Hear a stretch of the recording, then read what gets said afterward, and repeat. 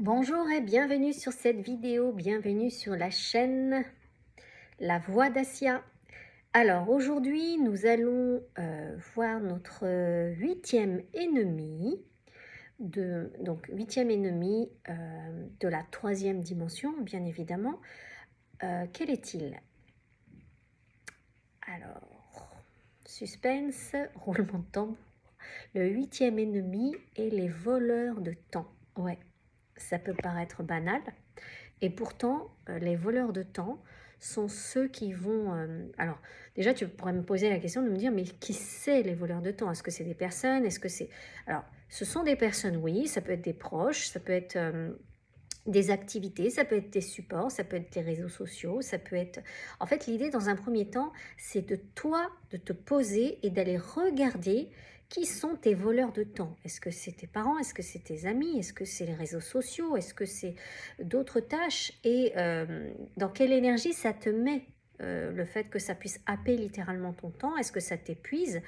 Et l'idée, ensuite, une fois que tu les as repérés, c'est d'aller t'y soustraire et de prendre position, hein, bien évidemment, hein, de prendre position et de tacter à faire autre chose. Par exemple, moi, les voleurs de temps, à l'époque, il y a quand même quelques années, c'était la télé. J'étais complètement vampirisée par la télé, omnubilée par la télé, et du coup je me disais que j'avais jamais le temps, mais en fait quand je décortiquais mon temps, il y avait quand même pas mal de temps que je passais à la télé.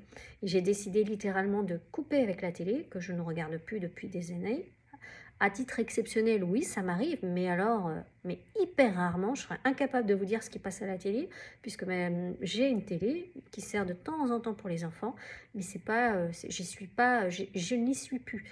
Et depuis, j'ai remplacé ce temps-là pour pouvoir lire, pour pouvoir avoir un temps de qualité, un temps précieux, un temps de présence, une qualité de présence avec moi-même. Donc, à toi de voir, d'identifier quels sont tes voleurs de temps. Est-ce que c'est parce que tu passes beaucoup de temps au téléphone? Est-ce que c'est parce que tu passes beaucoup de temps dans les réseaux sociaux ou dans les notifications, toujours happé par les notifications, WhatsApp ou toute autre chose? Est-ce que tu es dans les séries Netflix? Peu importe, l'idée c'est pas de juger, l'idée c'est de dire est-ce que je ne peux pas réduire ce temps? Ou est-ce que ce temps-là, si vous estimez que ce temps-là est juste, bon bah ok. Mais si dans l'éventualité vous êtes la tête dans le guidon, vous trouvez que vous avez très peu de temps pour vous, posez-vous la question de savoir où sont vos voleurs de temps et qu'est-ce que vous pouvez faire pour y remédier.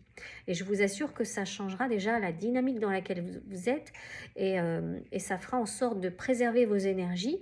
Euh, voilà, l'idée c'est ça. Moi je sais que la télé je l'ai supprimée, ça a changé mon énergie, ma disponibilité, mon temps, ma qualité de présence. Après, je sais que j'ai aussi drastiquement coupé tout ce qui était information. Pourquoi? Parce que c'est vachement anxiogène et que ça me connecte à quelque chose qui est une vibration qui est basse. Donc, je n'écoute pas les nouvelles. Je me dis que d'une manière ou d'une autre, ce qui est important, je l'entendrai par tierce personne. Et je vous assure que c'est le cas. Mais comme ça, au moins, moi, ça me préserve, ça préserve mon énergie. Donc voilà pour aujourd'hui. J'espère que cette vidéo pourra être utile.